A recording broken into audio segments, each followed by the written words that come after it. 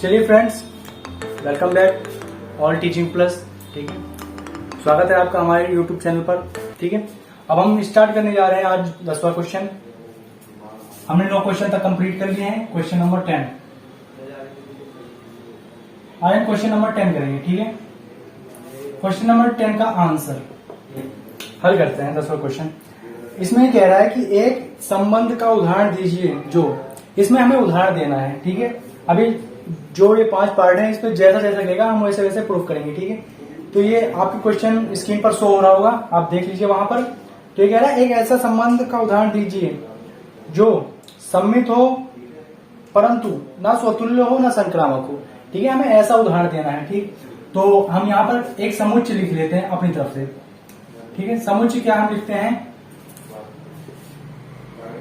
5, 6, 7। ठीक है, 5, 6, 7 लिख लिया हमने। और यहां हम संबंध बना लेते हैं कि 5, 6। ठीक है, और यहां एक संबंध बना लेते हैं 6, 5। ऐसा संबंध हमने क्यों बनाया है? क्योंकि ये कह रहा है कि ये कह रहा है कि ये सम्मित हो लेकिन ना स्वतुल्य हो ना संक्रामक हो। तो स्वतुल्य, तो हम अब देखते हैं कि क्या ये हमने सही उदाहरण दिया है कि नहीं। तो हम लिखते हैं स्वतुल्य के लिए। अब हम स्वतुल्य के लिए याद करते हैं। स्वतुल्य के लिए क्या कंडीशन होती है हमारे लिए? स्वतुल्य के लिए कंडीशन ये होती है, स्वतुल्य के लिए अब 5 है, इन सबका 5, 5 होना चाहिए, 6, 6 होना चाहिए, 7, 7 होना चाहिए, जो बिलोंग करना चाहिए आर में। लेकिन यहां आप देख रहे हैं कि बिलोंग नहीं कर रहा है, इसलिए ये स्वतुल्य नहीं है। तो लिख देंगे अतः यह स्वतुल्य संबंध नहीं है। ठीक है, अतः यह स्वतुल्य संबंध नहीं है। प्रूफ हो गया। ठीक, अब हमें सम्मित याद करना है कि ये सम्मित है। इसमें कह रखा है सम्मित होना चाहिए, तो यहां सम्मित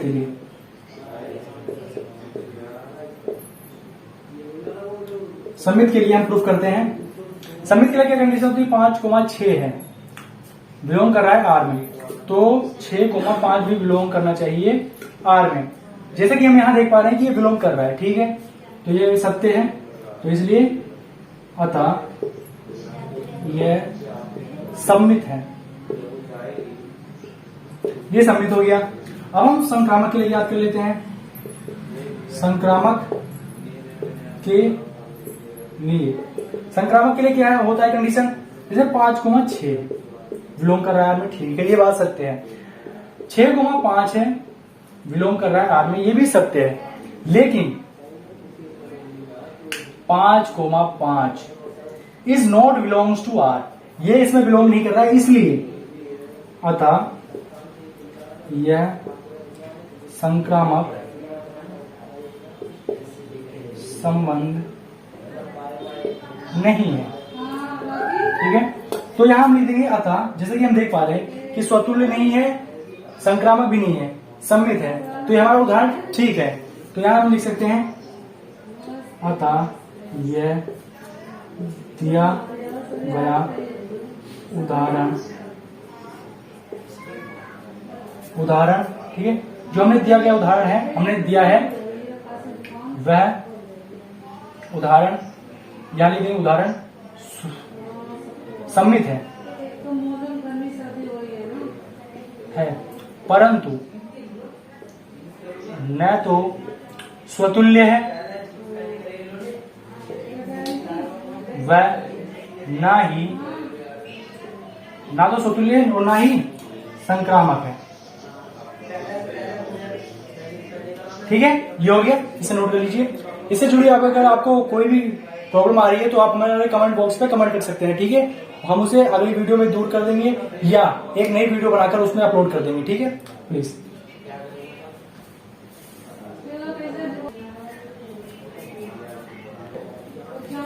चलिए फ्रेंड्स, अब हम दूसरा पार्ट हल करते हैं इसका। ठीक है, वो पहला पार्ट था, ये दूसरा पार्ट हम हल करते हैं। अब इसमें क्या रखा है?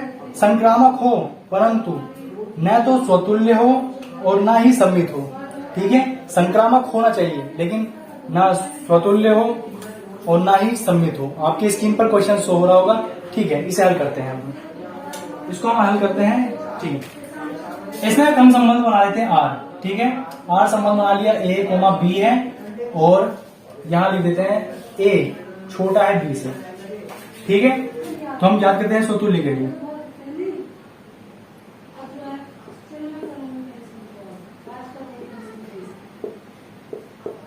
स्वतुल्य के लिए ए कोमा एक होना चाहिए, बिलोंग करना चाहिए आर में, जो कि हम देख रहे हैं कि ये सत्य नहीं है। क्यों नहीं है?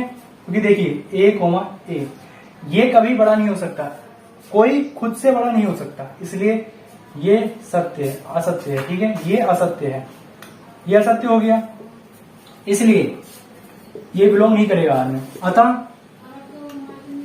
आर स्वतुल्य नहीं, ठीक है। ये स्वतुल्य नहीं है। अब हम देखते हैं क्या सम्मित है, क्योंकि उसमें कह रहा है सम्मित होना चाहिए। तो सम्मित के लिए क्या करते हैं हम, सम्मित के लिए, क्योंकि उसमें कह रखा है स्वतुल्य नहीं है ना सम्मित है, संक्रामक होना चाहिए। तो स्वतुल्य के लिए क्या है, ए कोमा बी हम ले लेते हैं, बिलोंग कर रहा है आर में, ठीक है। ये बात सही है क्योंकि बी बड़ा है ए से, ठीक है, ये बात सही है। परंतु बी कोमा ए, यहां पर ये बात गलत सिद्ध हो जाती है, क्योंकि यहां अभी हमने बताया कि बी बड़ा है ए से, तो इसका मतलब ये है कि बी से ए छोटा है, इसलिए ए बड़ा नहीं हो सकता, ठीक है। ये असत्य है, यहां लिख देंगे। तब यहां लिख देंगे तब आर सम्मित नहीं है, ठीक है। यहां लिखेंगे आर सम्मित नहीं है। अब हम क्या सिद्ध कर लेते हैं संक्रामक के लिए, क्योंकि क्वेश्चन में क्या रखा है संक्रामक है, तो क्या हम देखते हैं संक्रामक है। संक्रामक के लिए, ठीक है, संक्रामक के लिए एक कोमा बी बिलोंग करना चाहिए आर में, ठीक है। बिलोंग कर रहा है, ये नहीं होगा, ठीक है। ये सॉरी गलती से कर दिया था, ये इसमें बिलोंग नहीं कर रहा है, ये इसमें बिलोंग कर रहा है, ठीक है। ए कोमा बी बिलोंग कर रहा है आर में, फिर बी कोमा सी बिलोंग कर रहा है आर में, ठीक है। ये दोनों बात सत्य हो गई। ए से बी बड़ा है और बी से सी बड़ा है, तो सिंपल सी बात है कि ए से सी बड़ा होगा, ठीक है। तो यहां लिख देंगे अतः आर संक्रामक संबंध है, ठीक है। आर संक्रामक संबंध है। अब हम इसको बता देंगे कि अतः ना स्वतुल्य है ना सम्मित है और संक्रामक के संबंध है, तो यहां लिख देंगे हम अतः दिया गया उदाहरण संक्रामक तो है, परंतु ना तो स्वतुल्य है व ना ही सम्मित है, ठीक है। हमारे द्वारा दिया गया जो उदाहरण है वह स्वतुल्य भी नहीं है ना सम्मित है, परंतु संक्रामक है। यही हमसे कह रहा था, ये हो गया प्रूफ, ठीक। नोट कर लीजिए। चलिए फ्रेंड्स, अब हम तीसरा पार्ट हल करते हैं इसका, ठीक है। तीसरे पार्ट में क्या है कि ये कह रहा है कि स्वतुल्य हो, परंतु स्वतुल्य तथा सम्मित हो किंतु संक्रामक ना हो, ठीक है। तो हम ऐसा इसमें संबंध बना लेते हैं। क्या संबंध बना लेते हैं इसमें,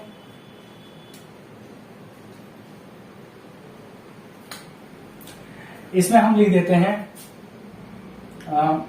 एक समुच्चय बना लेते हैं जिसके अवयव हैं 4, 6, 8, ठीक है। यहां हम संबंध बना लेते हैं। संबंध हमारा क्या बनेगा, 4,4,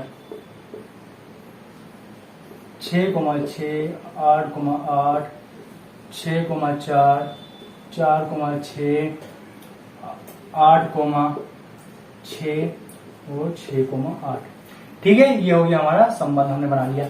क्योंकि इसमें कह रहा है कि स्वतुल्य है, सम्मित है तथा संक्रामक नहीं है, तो हमने स्वतुल्य के लिए ये कंडीशन फॉलो कर ली और संक्रामक के लिए सम्मित के लिए हमने कंडीशन फॉलो कर ली, ठीक है। अब हम इसको देखते हैं क्या ये हमने जो उदाहरण दिया ये सही है। तो स्वतुल्य के लिए। स्वतुल्य के लिए क्या कंडीशन होती है, 4,4, 6,6, 8,8, ठीक है, ये आर में बिलोंग करना चाहिए। तो ये कर रहा है बिलोंग, ठीक है, इनके जो अवयव है ये बिलोंग कर रहे हैं आर में। तब हम लिख देंगे अतः स्वतुल्य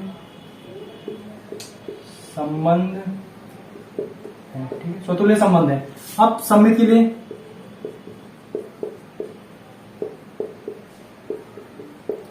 लिए याद करते हैं। सम्मित के लिए क्या कंडीशन होती है, अगर 6,4 है तो अगर 6,4 बिलोंग कर रहा है आर में तो 4,6 भी बिलोंग करना चाहिए आर में। तो क्या ये कर रहा है, हाँ ये देखिए कर रहा है, इसलिए हम यहां लिख देंगे अतः आर सम्मित संबंध है, ठीक है, सम्मित संबंध है। अब हमें अगले पॉइंट पे ये ज्ञात करना है कि संक्रामक नहीं है, ठीक है। तो हम देखते हैं संक्रामक है या नहीं है। चलिए ज्ञात करते हैं संक्रामक के लिए।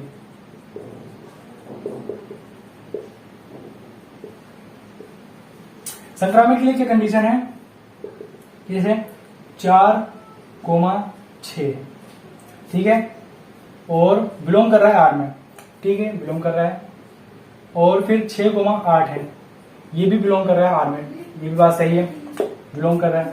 लेकिन अब यहाँ कंडीशन ये है कि 4,8 भी बिलोंग करना चाहिए आर में, जो कि नहीं कर रहा है, आप देख सकते हैं नहीं कर रहा है ना, इसलिए ये हो जाएगा अतः आर संक्रामक नहीं है, ठीक है। ये स्वतुल्य है, सम्मित है तथा संक्रामक नहीं है। जो हमने दिया उदाहरण वो सिद्ध हो गया, ठीक है, कि हमने सही दिया है, इसलिए लिख देंगे अतः दिया गया उदाहरण स्वतुल्य सम्मित तो है परंतु संक्रामक नहीं है, ठीक है। यही हमसे पूछ रहा था कि उदाहरण ऐसा दीजिए जो स्वतुल्य हो, सम्मित हो, संक्रामक ना हो, ठीक है। तो जुड़े रहिए हमारे ऑल टीचिंग प्लस से, और कोई भी प्रॉब्लम आपको आ रही है तो आप कमेंट बॉक्स में कमेंट कर सकते हैं, जिससे हम और मोटिवेट होंगे आपसे और आगे और अच्छी तरह से आपको समझाने का प्रयास करेंगे, ठीक, नोट कर लीजिए। चलिए अब हम अगला पार्ट हल करते हैं इसका, 14, ठीक है। फोर्थ पार्ट इसमें क्या कह रहा है कि ऐसा उदाहरण दीजिए जो स्वतुल्य तथा संक्रामक हो किंतु सम्मित ना हो। आपकी स्क्रीन पर शो हो रहा होगा, ठीक है, ये क्वेश्चन। अब हम इसका क्या करते हैं, इसका एक संबंध बना लेते हैं। जो आर है वो वास्तविक संख्याओं का समुच्चय है, ठीक है। तो हम यहाँ संबंध क्या बनाते हैं, यहां पर देखिए a, b, a का क्यूब बड़ा है और बराबर है b के क्यूब। a का क्यूब जो है ये बड़ा है b के क्यूब से, ठीक है। ये हमने एक संबंध बना लिया। अब हम देखते हैं क्या ये हमने संबंध सही बनाया है, ये उदाहरण क्या हमने सही दिया है। तो हम यहाँ पहले स्वतुल्य के लिए याद करते हैं। स्वतुल्य के लिए a, a, ठीक है, ये बिलोंग कर रहा है आर में। तो हम देख लेते हैं कैसे कर रहा है। a की क्यूब बराबर b की क्यूब। आप यहां देख रहे होंगे कि ये कर रहा है, इसमें बिलोंग कर रहा है, क्योंकि a का क्यूब बराबर हो सकता है a के क्यूब को से, ठीक है, बराबर के निशान से ये ठीक है, प्रूफ हो गया। तो हम यहां लिखते हैं अतः आर स्वतुल्य है, ये स्वतुल्य है। अब हम सम्मित के लिए याद करते हैं। सम्मित के लिए देखिए आप a, b बिलोंग कर रहा है आर में, हमने, ठीक है, a, b बिलोंग कर रहा है आर में, क्योंकि a का क्यूब बड़ा है b के क्यूब से, ठीक है, यह हमने प्रूफ कर दिया। मतलब एक मान लिया है कि ये a का क्यूब b के क्यूब से बड़ा है, ठीक है। अब इसमें क्या कहता है, कंडीशन क्या है कि b का क्यूब बड़ा होना चाहिए r के क्यूब से। तो अभी हमने कहा कि b का क्यूब a के क्यूब से बड़ा है, ठीक है, a का क्यूब जो है वो b के क्यूब से बड़ा है। तो यहाँ ये कह रहा है दूसरे कंडीशन में कि b का क्यूब अब a के क्यूब से बड़ा है, तो ये सही बात नहीं है, क्योंकि अभी हमने आपको प्रूव किया कि a का क्यूब बड़ा है b के क्यूब से। तो अब दूसरे कंडीशन में b का क्यूब थोड़ी ना बड़ा हो सकता है, या आप ऐसे समझ लीजिए जैसे 2,1, ठीक है, बिलोंग्स टू r। तो यहाँ आप देख रहे होंगे a का क्यूब मतलब 2 का क्यूब, 2 का क्यूब बड़ा है 1 के क्यूब से, ये बात सही है। लेकिन 1 का क्यूब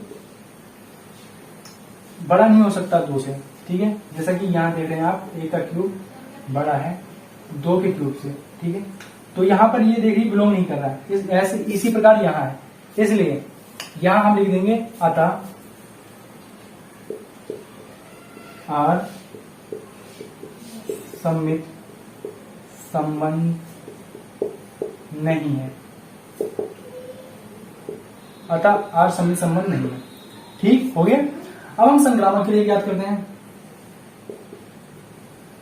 संक्रामक के लिए क्या कंडीशन है, अगर a कोमा b, ठीक है, बिलोंग कर रहा है r में, और b कोमा c बिलोंग कर रहा है r में, तो a कोमा c भी बिलोंग करना चाहिए r में, ठीक है। कैसे? अगर a का क्यूब b के क्यूब से बड़ा है और b का क्यूब जो है वो c के क्यूब से बड़ा है, तो सिंपल सी बात है जो a का क्यूब है वो c के क्यूब से बड़ा ही होगा, ठीक है। जैसे ऐसे आप एग्जांपल दे सकते हैं इसका कि a का क्यूब बड़ा है b के क्यूब से, ठीक है, तथा b का क्यूब बड़ा है c के क्यूब से। तो सिंपल सी बात है कि a का क्यूब जब b के क्यूब से बड़ा है तो c के क्यूब से भी बड़ा होगा, तो यहां हम लिख देंगे बड़ा है, ठीक है। ये हो गई बात, इसलिए हम लिख देंगे अतः यह संक्रामक है,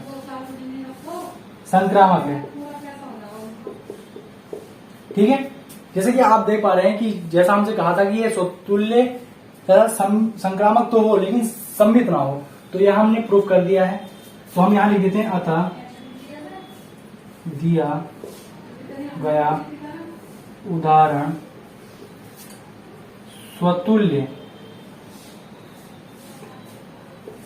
तथा संक्रामक तो है, परंतु सममित नहीं है, ठीक है, सममित नहीं है। ओके, अब मैं इसमें आपको एक क्वेश्चन देता हूं, ठीक है। आप मुझे ये बताएंगे कि ये तुल्यता संबंध कब होगा, ठीक है, ये तुल्यता संबंध कब होता, ये आपके लिए क्वेश्चन है। आप इसको मुझे कमेंट बॉक्स में आंसर देंगे, ठीक है। फिर जो कमेंट करेगा बॉक्स में उसका नाम अगली वीडियो में लिया जाएगा, ठीक है। ये आपके लिए क्वेश्चन है, ये तुल्यता संबंध कब होता, ठीक। चलिए फ्रेंड्स, अब हम अगला क्वेश्चन हल करते हैं, पांचवा पार्ट हल करते हैं, ठीक है इसका। तो पांचवें पार्ट में क्या रखा है कि ऐसा उदाहरण प्रस्तुत कीजिए जिसमें आपके क्वेश्चन स्क्रीन पर शो हो रहा होगा, आप वहां देख लीजिए, सममित तथा संक्रामक हो किंतु स्वतुल्य ना हो, ठीक है।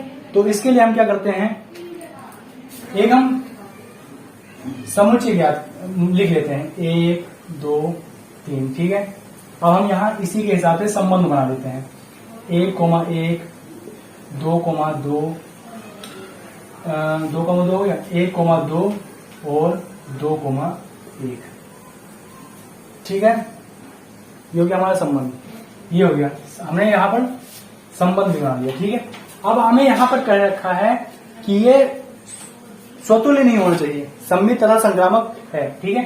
तो हम याद कर लेते हैं कि यह स्वतुल्य है। स्वतुल्य के लिए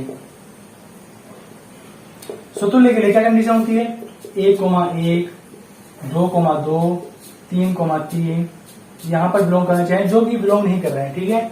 हमने यहाँ पर इसलिए 3 का डेवलप नहीं लिया है क्योंकि हमें स्वतुल्य नहीं याद करना है, इसलिए यहाँ पर क्या हो जाएगा, अतः r स्वतुल्य नहीं है, ठीक है।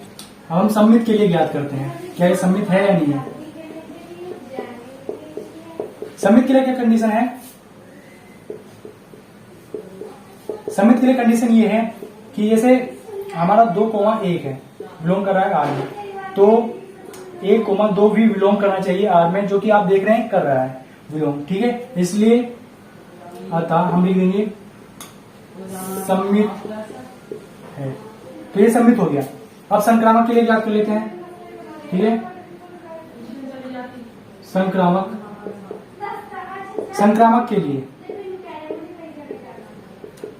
के लिए क्या है कंडीशन, अगर 1,2 बिलोंग कर रहा है आर में, ठीक है, 1,2 जो है बिलोंग कर रहा है आर में, सही बात है, कर रहा है बिलोंग। 2,1 बिलोंग कर रहा है आर में, ठीक है, ये भी बात सही है। तो 1,1 है जो बिलोंग करना चाहिए आर में, तो आप यहां देख पा रहे होंगे कि ये बिलोंग कर रहा है, इसलिए यहां लिख देंगे अतः आर संक्रामक है। तो यहां लिखेंगे अतः दिया गया उदाहरण, अतः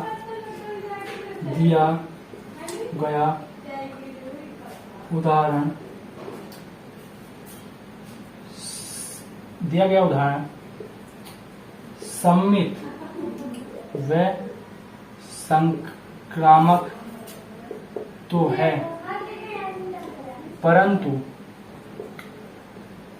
स्वतुल्य नहीं है,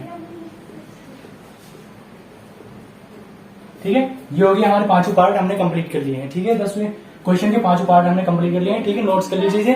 अब हम अगला क्वेश्चन पे आते हैं, 11वां क्वेश्चन, ठीक है। चलिए फ्रेंड्स, अब हम क्वेश्चन नंबर 11वां हल करते हैं, ठीक है। क्वेश्चन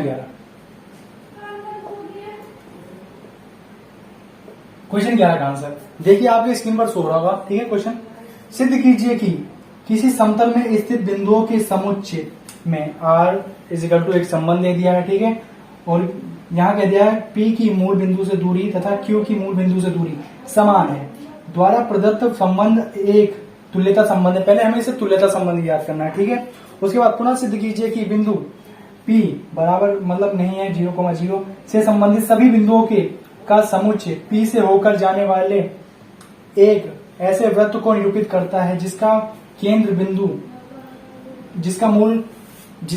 मूल बिंदु पर है, ठीक है। तो हमें ये याद करना है। तो यहाँ संबंध दे रखा है, हमें लिख लेते हैं हम संबंध दे रखा है P, Q, ठीक है। ये संबंध है जो है मूल बिंदु से P की दूरी तथा मूल बिंदु से Q की दूरी समान है, ठीक है। याद रखा है कि मूल बिंदु P की दूरी और मूल बिंदु Q की दूरी समान है, ठीक है। हम एक ग्राफ खींच लेते हैं, ठीक है, आपने समझने के लिए। यहाँ पर जैसे हमने एक ग्राफ खींच लिया, ठीक, ये हो गया हमारा एक्स तल, ये हो गया वाई तल। यहाँ एक बिंदु P मान लेते हैं, यहाँ एक बिंदु Q मान लेते हैं, ठीक है, जो मूल बिंदु O से समान दूरी पर स्थित है, ठीक है। इससे ये देखिए आप,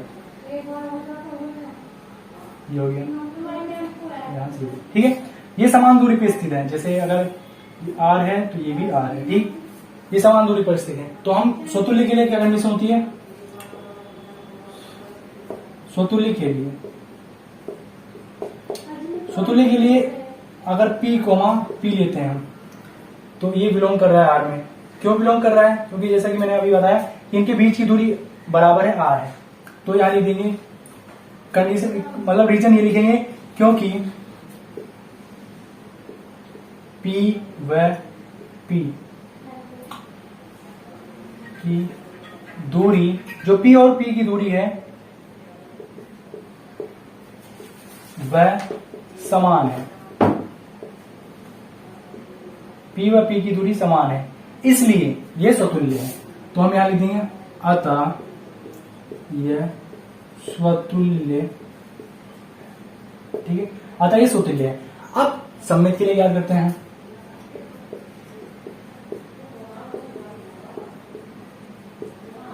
सममित के लिए क्या कंडीशन है, अगर P कोमा Q है, ठीक है, बिलोंग कर रहा है R में, बिलोंग कर रहा है R में, तब Q कोमा P भी बिलोंग करना चाहिए R में। तो ये भी बात सही है, क्योंकि हम यहाँ रीजन क्या लिखते हैं, क्योंकि P व Q की दूरी, जो दूरी है P और Q की दूरी समान है, दूरी समान है, तब Q व P की दूरी भी समान होगी क्या है, ठीक है, समान है। क्योंकि अगर ये रेखा है, मतलब ये जो दूरी है इसके बराबर है, तो ये दूरी इसके बराबर है, ठीक है, ये आपस में बराबर है, इसलिए अतः सममित, या लिख देंगे अतः सममित है, ठीक है। अब हम संक्रामक के लिए याद करते हैं, संक्रामक,